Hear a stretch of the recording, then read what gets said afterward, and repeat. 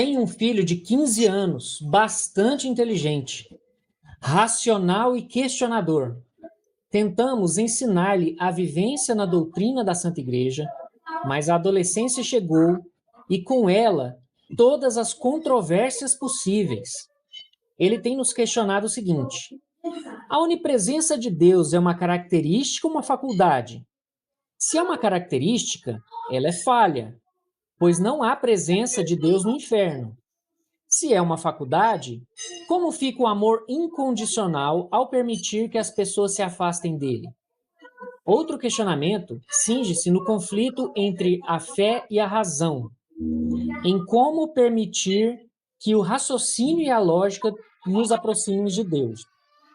Então, as duas perguntas que tem aqui nessa historinha é a seguinte: a onipresença de Deus é uma característica ou uma faculdade? E como permitir que o raciocínio e a lógica nos aproximem de Deus? Essas perguntas todas, você encontra a resposta 700 milhões de vezes melhor do que eu, Eduardo, o Edson podemos falar para vocês lá na Suma contra os Gentios e na Suma Teológica. Tomás aqui. E ele é 10 vezes melhor do que a gente para responder isso. Mais do que o questionamento em si, eles são importantes, eles têm resposta, a igreja já respondeu eles várias e várias e várias vezes. Você encontra novamente, por exemplo, lá nas disputas da fé cristã, que São Roberto Bellarmino responde de novo também, e assim vai. Vários outros doutores responderam estas questões, que nós vamos atacar elas, mas eu queria dar um passo atrás. Quem fez a pergunta é um adolescente. É uma pessoa questionadora. Né? E questionar não é ruim. Agora, é importante que as pessoas tenham a consciência de que esse tipo de questionamento leva tempo para se responder. Não é um debate assim feito na mesa do café que vai resolver isso. Então, por exemplo, vamos dissecar a pergunta. O que a pessoa quer dizer com característica? O que ela quer dizer com faculdade? O que ela quer dizer quando ela pergunta sobre Deus? Quem é o Deus de quem ela está falando? Só aí já dá para fazer umas 4, 5 aulas sobre cada ponto. E aí depois faz a pergunta no final. Então, assim, com o adolescente é importante ter paciência, dissecando as coisas e buscando a motivação porque a pessoa está perguntando aquilo. Talvez seja mais útil até que a questão em si. Por que você está me perguntando isso? O que está te levando a pensar nisso? Ou seja, a motivação pode ser algo mais importante. Por quê? E eu vou começar pela segunda.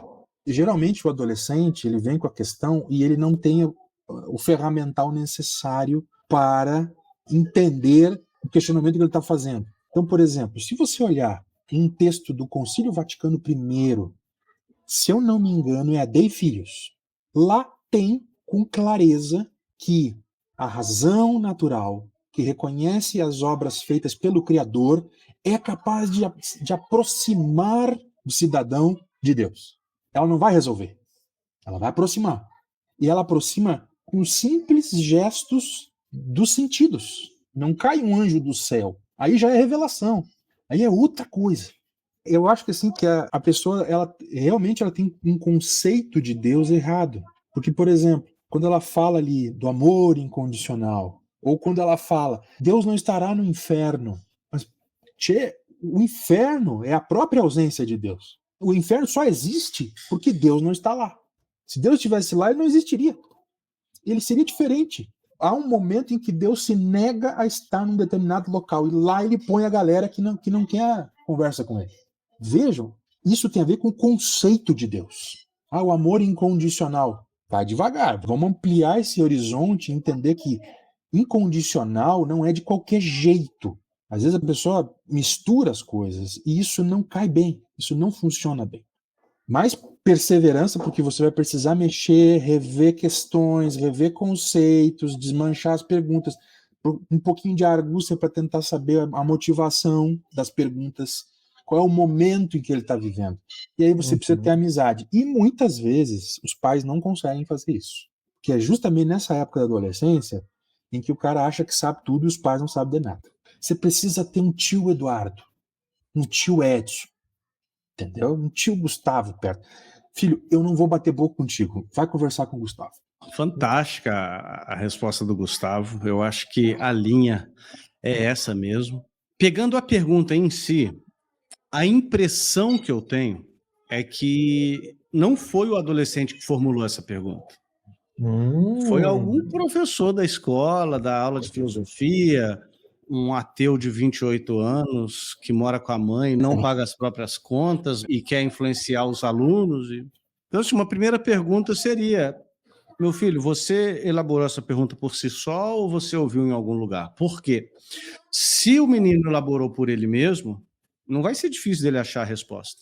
Com certeza. Se ele teve capacidade de, por seu próprio estudo, elaborar essa pergunta, não é difícil. Ele pergunta se é uma característica de uma faculdade, né? Trocando em miúdos, é um atributo de Deus ou é uma possibilidade de Deus? É um atributo de Deus ou é uma capacidade de Deus a onipresença? A teologia nos diz que em relação a Deus, atributo e faculdade são intercambiáveis. Deus pode todas as coisas. Além disso, Deus tem alguns atributos. A onipresença é um dos atributos de Deus. E aí ele pergunta, se é um atributo, como que Deus não está no inferno? Primeiro, que ele está confundindo aqui a noção de inferno. A gente precisa saber também que a gente acha que inferno é assim, ó, tem o Brasil, tem o Paraguai, tem a Argentina, a Venezuela e o inferno. Não. O inferno não é um lugar geográfico, tá? Para facilitar, eu vou ler para vocês o parágrafo 1033 do Catecismo. Não podemos estar em união com Deus se não escolhermos amá-lo livremente, mas não podemos amar a Deus se pecarmos gravemente contra ele, contra o nosso próximo ou contra nós mesmos. Quem não ama permanece na morte. Todo aquele que odeia o seu irmão é um homicida. Ora, vós sabeis que nenhum homicida tem em si a vida eterna. Nosso Senhor adverte-nos de que seremos separados dele se descurarmos as necessidades graves dos pobres e dos pequeninos seus irmãos. Morrer em pecado mortal sem arrependimento e sem acolher o amor misericordioso de Deus significa permanecer separado dele para sempre, por nossa própria livre escolha. E é este estado de autoexclusão definitiva da comunhão com Deus e com os bem-aventurados que se designa pela palavra inferno. Então o Catecismo nos diz que o inferno é uma autoexclusão deliberada de Deus. A gente precisa ter isso em mente porque ninguém, e daí a importância do juízo final também, ninguém que estiver no inferno vai poder acusar Deus de ser injusto. O inferno é Deus respeitando com dor, porque Deus não se alegra com isso, Deus não celebra, mas é Deus, entre aspas, respeitando a liberdade humana. Quem estiver no inferno está lá por livre e espontânea vontade. Deus não predestina ninguém para o inferno. Deus não criou o inferno para os seres humanos. Deus criou o inferno para o diabo e seus demônios. Mas o fato é que a ausência de Deus no inferno é o que torna tão macabro, indesejável. Não há palavras em nenhum idioma para descrever os horrores do inferno. Mas, ao mesmo tempo, também é o destino daqueles que voluntariamente, deliberadamente, disseram não para Deus. Eu não quero ter parte com o Senhor. E Deus diz, ok. Você trazendo à luz esse parágrafo do catecismo é um alerta que a gente pode dar aqui para os pais de comprarem o catecismo e lerem o catecismo. É o mínimo, não precisa comprar a Suma Teológica e estudar, aprofundar e fazer curso de teologia para agora evitar que os nossos filhos se percam. Vamos comprar o catecismo, a resposta está lá, gente, né? Eu acho que isso é de muita importância, ter o catecismo em casa.